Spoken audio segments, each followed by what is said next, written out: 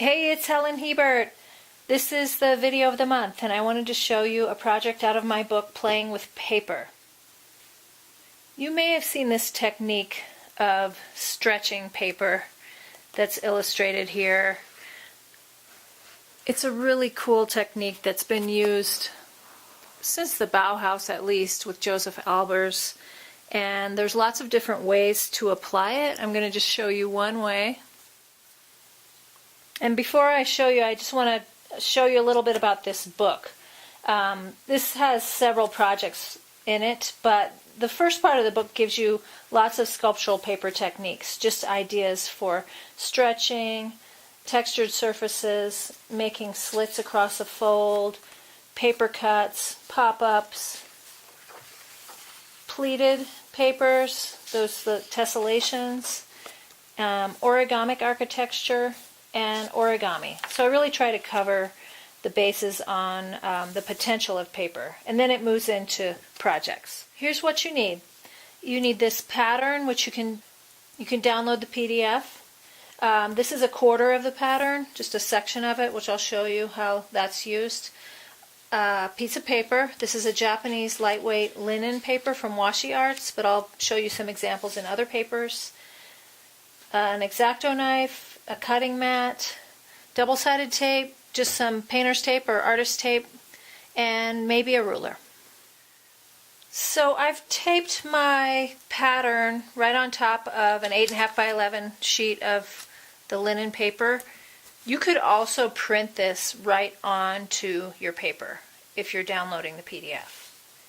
And then I will cut along the solid lines.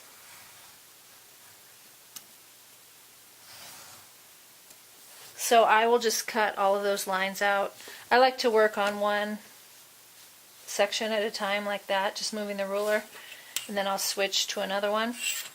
Now, if you don't mind having your sheet folded, you can take an 8.5 by 11 sheet. This is a double laminated tie unryu from GPC Papers, otherwise known as black ink.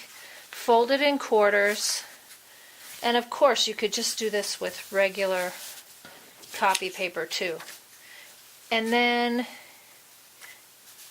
you're going to put this so that it's on, so this is the quarter of that full pattern.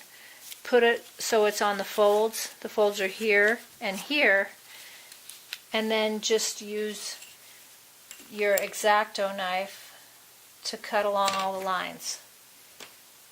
Go to tighten that. So I'll cut this out. That's giving me the diamond shape.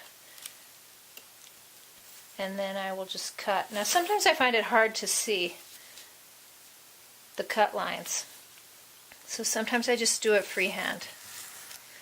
And they won't be perfectly straight lines, but it doesn't matter, as you'll see when I unfold this. Okay, so I've finished cutting those. Then I can unfold this whole thing. You see what starts to happen? I'm going to go ahead and try to flatten all of those. And then I like to cut an extra. It's going to be easier to see on this side maybe. In the very center, I'm just going to follow the line width and just cut a V right here. And then I could unfold this either way. I'm going to pull that out as a handle. So now I can stretch that. And it's kind of like a paper slinky. Now whenever I make something, I can't help thinking of what am I going to do next? How am I going to use this technique? So I tried it in a sheet of handmade paper. This is this pattern paper that I've been making. So that's kind of fun. And I love how you go from just a single sheet, don't remove anything, to a sculpture. So this could be really fun with a photograph or any number of things. I made another one with a double-sided, so I made two of these, so one on top of the other. And if I grab the two little handles I've made, you get this. And this would be a pretty cool thing to hang. You might want to put a little weight on one end to help it stretch out.